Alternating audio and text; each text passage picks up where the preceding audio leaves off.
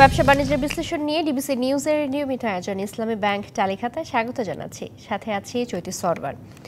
বাজারে পেঁয়াজের সরবরাহ সংকট রয়েছে। সরকার পেঁয়াজ আমদানির জন্য এলসি খোলার পর্যাপ্ত অনুমোদন দিয়ে রাখলেও সেই পরিমাণ আমদানি করেনি ব্যবসায়ীরা, বলছে কৃষি বিপণন অধিদপ্তর। আর আমদানিকারকরা বলছেন ভারতের বাজারে পেঁয়াজের চাহিদা ও দাম দুটোই বেশি থাকায় আমদানির জন্য পর্যাপ্ত পেঁয়াজ মিলছে না।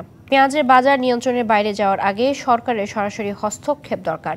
তবে গত দুদিনে আড়ত পর্যায়ে পেঁয়াজের দাম সামান্য কমলেও খুচরা পর্যায়ে আগের মতোই 110 টাকার বেশি বিক্রি হচ্ছে।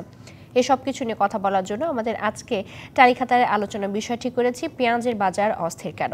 আলোচনা করতে আমাদের সাথে যুক্ত আছেন বাংলাদেশ কৃষি বিশ্ববিদ্যালয়ের কৃষি ব্যবসা ও বিপণন বিভাগের অধ্যাপক ডক্টর মোহাম্মদ জাহাঙ্গীর আলম এবং আছেন কনজিউমার অ্যাসোসিয়েশন অব বাংলাদেশ ক্যাবের সিনিয়র সহসভাপতি এস.এম. নাজের হোসেন।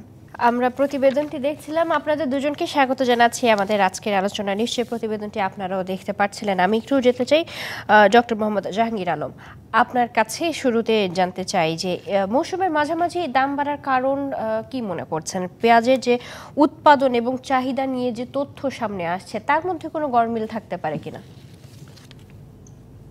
জি, ধন্যবাদ। আমি প্রথমে আপনাকে এবং ডিবিসি কে ধন্যবাদ জানাচ্ছি আমাকে আজকে অত্যন্ত গুরুত্বপূর্ণ বিষয়ে আলাপে যে আমন্ত্রণ জানানোর জন্য। আপনার যে দুটো প্রশ্ন, অবশ্যই এটা শুধু এখন নয়, আমরা আসলে দীর্ঘদিন ধরে এই সমস্যাটা দেখে আসছি পেঁয়াজ নিয়ে। কিছুটা মৌসুমের মাঝামাঝি বা মৌসুমের শেষের দিকে ব্যাপক পরিমাণে, যেটা আমরা পেঁয়াজ বা অনিয়ন স্টোরি অনেক সময় বলে থাকি, যে এটা কখনোই আসলে কোনোভাবেই আমরা একটা স্টেবল অবস্থায় নিয়ে আসতে পারছি না।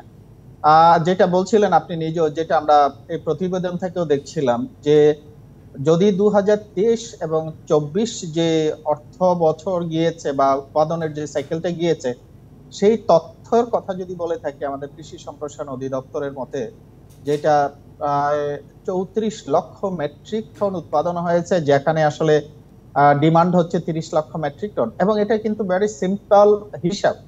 সেই জায়গায় পেঁয়াজের ক্ষেত্রে অনেকটা সময় দেখা যায় যে পেঁয়াজের প্রচুর পরিমাণে কিন্তু ওয়েস্টেজ হয়, যেটা প্রায় 25 থেকে 30%। সেই হিসাবে যদি হয় তাহলে টোটাল যে উৎপাদনের প্রায় তার 8 থেকে 10 লাখ মেট্রিক টন কিন্তু আসলে ওয়েস্টেজে চলে যায় এই পুরো সময়, উৎপাদন সময় থেকে শুরু করে পরবর্তী উৎপাদনের আগ মুহূর্ত পর্যন্ত।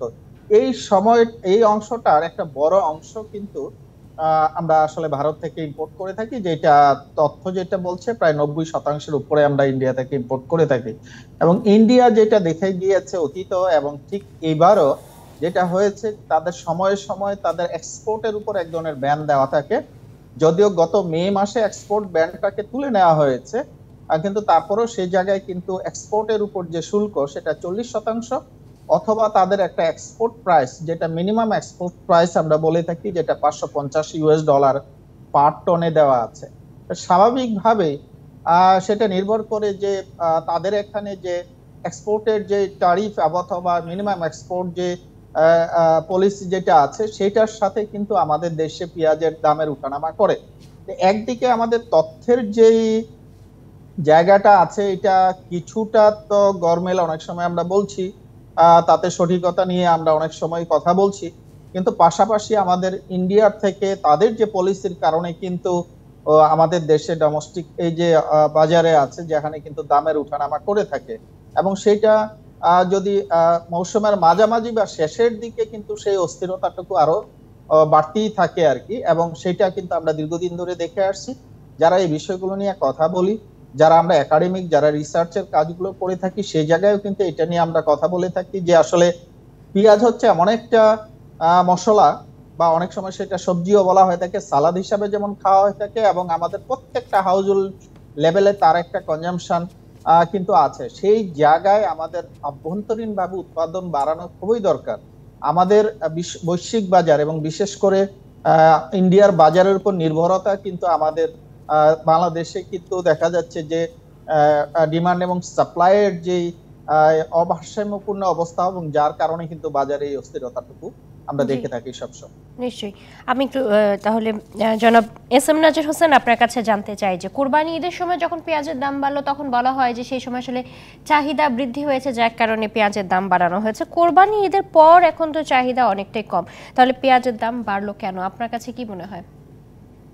হ্যাঁ, ধন্যবাদ আপনাকে। আসলে একটু আগে ডক্টর জাহাঙ্গীর যেভাবে ব্যাখ্যা করলেন, আমি ওনার সাথে একমত। তবে এই বিষয়টা হলো যে আসলে ডিমান্ড সাপ্লাই এর বিষয় কিন্তু এখানে কোনোভাবে বাংলাদেশে এটা কার্যকর হয় না। এটা যদিও ব্যবসায়ীরা বলে থাকেন ডিমান্ড সাপ্লাই এর বিষয়, কারণ হলো যে ঈদের পরে, কোরবানির ঈদের পরে মানে পেঁয়াজের দাম, পেঁয়াজের চাহিদা কিন্তু এমনিই কম। এবং আজকে আপনার প্রতিবেদনে যেটা দেখিয়েছেন ওখানেও দেখা যাচ্ছে কিন্তু ওনারা বলছেন বেচা বিক্রি কম। তো তাহলে দাম বাড়ার তো কোনো যৌক্তিক কারণ নাই। তো যৌক্তিক কারণ এটাই, সেটা হলো যে আমাদের সব ধরনের ব্যবসায়ীরা একটা প্রতিযোগিতার মধ্যে আছে, কিভাবে দাম বাড়ানো যাবে, কিভাবে অতি মুনাফা করা যাবে। পেঁয়াজের বেলায় তাই।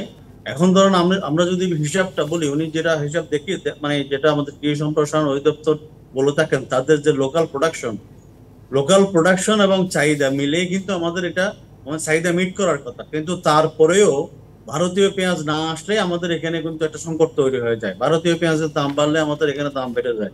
তো এরকম একটা অস্থির অবস্থার মধ্যে আছি। তবে এখানে যেটা হচ্ছে পেঁয়াজের ব্যবসাটা কিন্তু আমরা যেটা দেখছি, মানে প্রায় সময় ওনারা বলে থাকেন এটা কিন্তু কোনো ধরনের মানে বৈধ কোনো কাগজপত্র ছাড়া ব্যবসা চলে, এরকম একটা ব্যবসা।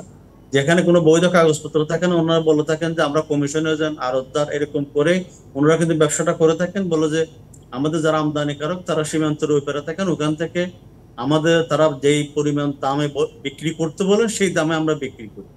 তো ওই যে ধরেন একটা চালান পাঠিয়ে দিয়ে চট্টগ্রামের খাতুনগঞ্জ অথবা ঢাকার শ্যামবাজার তারা পাঠিয়ে দেন, এবং তারা যে ইনস্ট্রাকশন দিয়ে থাকে সেই দামে বিক্রিগুলো করা হয়। তো এইটার কারণে আসলে পেঁয়াজের, আবার যারা ব্যবসায়ী তারাও কিন্তু ভারতীয় পেঁয়াজ বা আমদানিকৃত পেঁয়াজ বিক্রিতে বেশি আগ্রহী। দেশীয় যে পেঁয়াজ সেটা বিক্রি তেমন বেশি আগ্রহী না, কারণ দেশীয় পেঁয়াজ বিক্রি করতে গেলে কি দামে কিনছে, কি মানে তার রসিদ বা কাগজপত্র এগুলো খোঁজার চেষ্টা করা হয়। এটার কারণে তারা এগুলো কম বিক্রি করতে চায়, এবং সেই কারণে মানে আমদানিকৃত পেঁয়াজের কিন্তু তারা বিক্রিতে অনেক বেশি স্বাচ্ছন্দ্য বোধ করে, এবং সেখানে কোনো ধরনের কাগজপত্র থাকে না। ওই না থাকার কারণেই কিন্তু তারা এই সুবিধাগুলো নিতে পারে। এবং আপনি যখনই তাদেরকে মানে জিজ্ঞেস করবেন, তারা বলবে যে আমি তো আমদানিকারক না, আমি হলো আড়তদার, আমি কমিশন এজেন্ট, এরকম নাম দিয়ে তারা বিক্রি করে, এবং দামটা কিন্তু তারা বাড়িয়ে দিয়ে থাকেন। এবং এখানে যে পরিমাণ তদারকি আমাদের কৃষি সম্প্রসারণ অধিদপ্তর অথবা ভোক্তা সংরক্ষণ অধিদপ্তর অথবা জেলা প্রশাসন, যাদের এগুলো আইন প্রয়োগকারী সংস্থার লোকজন যারা দেখভাল করার কথা, সেগুলো কিন্তু তাদের তদারকি সেরকম থাকে না। তো সেই কারণে তারা সুযোগ পেলে সঙ্গে সঙ্গে দাম বাড়িয়ে দেয়, যখনই চান্স পায় তখনই দাম বাড়িয়ে দেয়। এখন মৌসুমের একটুখানি শেষ সময়, এই সময়টাতে সুযোগটা পেলেন এবং এই সময়টাতে দাম বাড়িয়ে দিয়েছেন। তা আমরা যদি হিসাব করে দেখি যে বাজারগুলো মানে পর্যবেক্ষণ করে দেখি যে সাপ্লাইতে কিন্তু কোনো ধরনের সংকট নাই, প্রতিটা দোকানে প্রতিটা মানে গোদামে কিন্তু পর্যাপ্ত পরিমাণ কিন্তু পেঁয়াজের মজুদ আছে। তো সেই জন্য আমরা বলছি যে মানে ডিমান্ড সাপ্লাইয়ের যে তথ্যটি আমাদের ব্যবসায়ীরা দিয়ে থাকেন সেটা আমাদের এখানে কার্যকর হয় না। তারা ইচ্ছা করলে দাম বাড়িয়ে দেন, এটা তাদের মর্জি এবং ইচ্ছার উপর ডিপেন্ড করে। তারা সুযোগ খুঁজতে থাকেন, যে এই সময়টা মানে তারা মুখ্যম মনে করেন সেই সময়টাতে তারা এই কাজগুলি করে থাকেন। তো এই কোরবানির ঈদে কিন্তু এটা বড় ধরনের মুনাফা তারা করেছেন, কিন্তু তারপরেও টার্গেট ফুলফিল হয় নাই। এই কারণে তারা কিন্তু কোরবানির ঈদের পরে আবার নতুন সেক্ষেত্রে আসলে করণীয় কি, এই বিষয়ে একটু আলোচনা করব। তবে আমাদের সময় এসেছে বিরতিতে যাবার, বিরতি থেকে আসছি, আমাদের সাথে থাকবেন। আবারও স্বাগত জানাচ্ছি ব্যবসা বাণিজ্য বিশ্লেষণ নিয়ে ডিবিসি নিউজের নিয়মিত আয়োজন ইসলামী ব্যাংক তালিখাতায়। আজ আমরা আলোচনা করছি পেঁয়াজের বাজার অস্থির কেন। আলোচনা করতে আমাদের সাথে দুজন অতিথি যুক্ত আছেন। বিরতির পরে স্বাগত আপনাদের দুজনকে আরও একবার।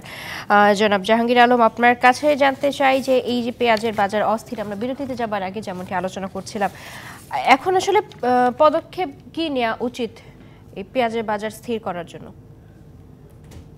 জি, এটা অত্যন্ত সুন্দর প্রশ্ন। আমি এই জায়গায় যেটা বলতে চাই, যেটা আমরা অতীতেও বলে আসছি, যে বিশেষ করে পেঁয়াজ অত্যন্ত গুরুত্বপূর্ণ মশলা, বা অনেক সময় সবজি আকারও খেয়ে থাকি, যে আমাদের অভ্যন্তরীণ উৎপাদনটা আরো বাড়ানো, যেটা আমাদের নাজির সাহেব যেটা বলছিলেন বিরতির আগে, তার সাথে আমি একটু অ্যাড করতে চাই যে আমাদের তথ্যের আসলে একটু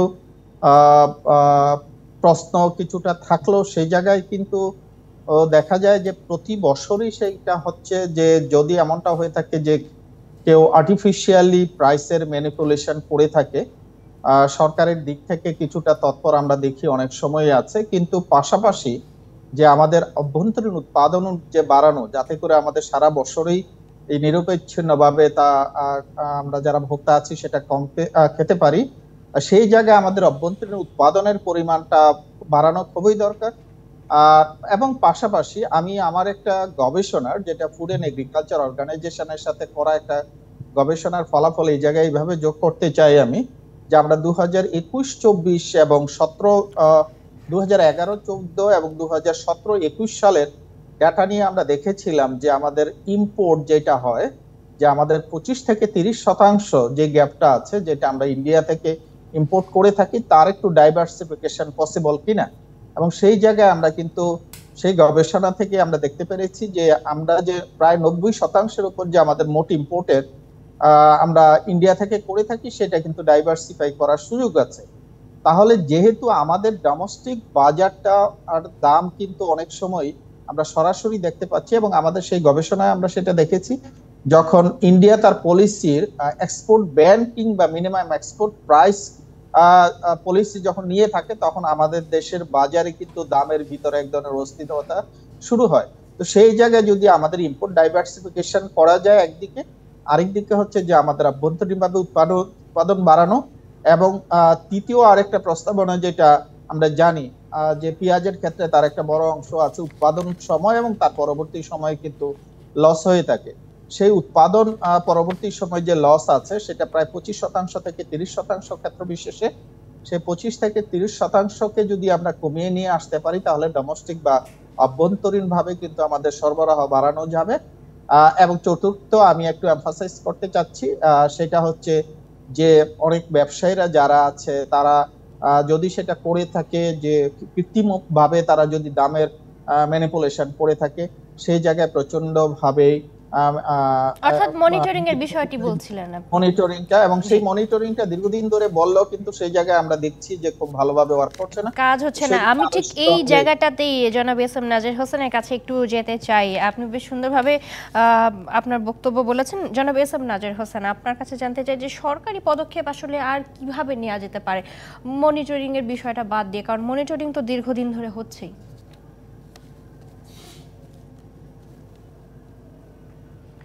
জনাব এসএম নাজের হোসেন, আমাকে শুনতে পাচ্ছেন?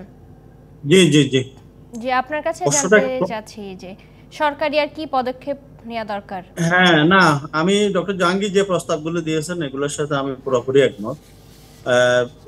এটা করলে আমাদের অভ্যন্তরীণ উৎপাদন বাড়াতে পারলে সংকটটা আমরা মেটাতে পারবো। আমরা কিন্তু মানে এরকম উদাহরণ আমাদের অনেক আছে। তবে আমার কাছে একটা জিনিস মনে হয় যে শুধুমাত্র প্রোডাকশন বাড়ালে কিন্তু হবে না। যেমন আমি একটু আগে বললাম যে আমাদের যারা ব্যবসায়ী তারা কিন্তু আমদানিকৃত পেঁয়াজ বিক্রি করতে বেশি আগ্রহী। তো দেশীয় পেঁয়াজ কেন রাখবে না? আপনি তো ধরুন টিসিবির ট্রাকে আপনি দেশীয় পেঁয়াজ পাবেন। তো দেশীয় পেঁয়াজ যদি টিসিবির ট্রাকে পাওয়া যেত তাহলে কিন্তু আমাদের কৃষকরা উপকৃত হতো। এখন আমাদের সরকারও কিন্তু বাইরে থেকে মানে পেঁয়াজ আমদানি করতেছে। তো এই যে ধরেন শুধুমাত্র উৎপাদন বাড়ালে হবে না, সেটা ডিস্ট্রিবিউশনটা যেন প্রপারলি হয়। এই ক্ষেত্রে আমাদের কৃষি সম্প্রসারণ অধিদপ্তর বা অন্য যারা আছে তাদের আসলে এখানে রোল প্লে করার কথা।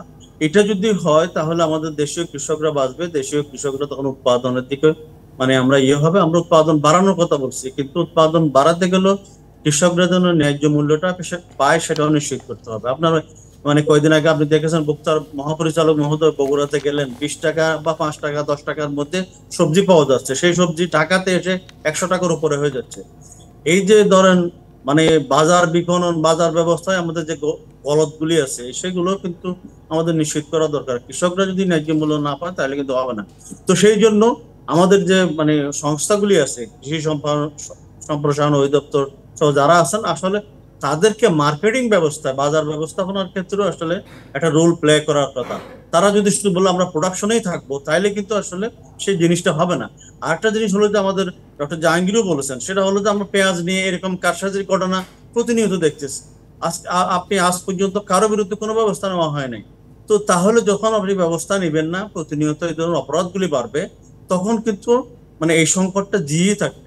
আর আমি যেরকম বললাম পেঁয়াজের ব্যবসাটি কোনো ধরনের বৈধ কাগজপত্র ছাড়া, তো বৈধ কাগজপত্র ছাড়া যদি ব্যবসা হয় তাহলে তো অনৈতিক ব্যবসা এখানে কিন্তু চলে আসবে, তখন কিন্তু তারা অপরাধের প্রবণতা গুলো বাড়বে। তো সেই জন্য এটা খুব ইম্পর্টেন্ট যে আসলে এখানে এই ব্যবসাটাকে এটা বৈধ ডিসিপ্লিনের মধ্যে নিয়ে আসা, কাগজপত্র নিয়ে তারা ব্যবসা করতে। সীমান্তের উপরেও যদি আমাদের আমদানিকারকরা হয়, তারাও এখানেও কিন্তু আমাদেরকে বৈধ কাগজ দিবে, যেটার মধ্যে আমি জানতে পারবো এটার কেনা কত, প্রাইস কত। এই যে তারা হঠাৎ করে কিছু হলে যে ভারতীয় পেঁয়াজের দাম বেড়ে গেছে, ভারতীয় পেঁয়াজের একটুখানি শুল্ক বাড়ছে, ওই পেঁয়াজ কিন্তু আমদানি হয় নাই, আর আমাদের এখানে সঙ্গে সঙ্গে দাম বেড়ে যায়। তো এই যে প্রক্রিয়া, এটা তো আসলে কোনোভাবে এটা বৈধ ব্যবসা বা এটা স্বাভাবিক যে ব্যবসার যে রীতি, সেটা হতে পারে না। তো এই জিনিসগুলোর ক্ষেত্রে আসলে আমাদের মনে হয় যে আইনের যে যথাযথ প্রয়োগ, এটা নিশ্চিত করা দরকার। আমরা বারবার বলছি আইনের আইন আছে, আইনের প্রয়োগটা আরো যথাযথভাবে করতে হবে। আপনাদের দুজনকে অসংখ্য ধন্যবাদ। আমাদেরকে শেষ করতে হচ্ছে আজকের আয়োজন। ধন্যবাদ দুজনকে। দর্শক, ব্যবসা বাণিজ্য বিশ্লেষণে ডিবিসি নিউজের নিয়মিত আয়োজন ইসলামী ব্যাংক তালিকাতে আজ এ পর্যন্ত। সঙ্গে থাকুন।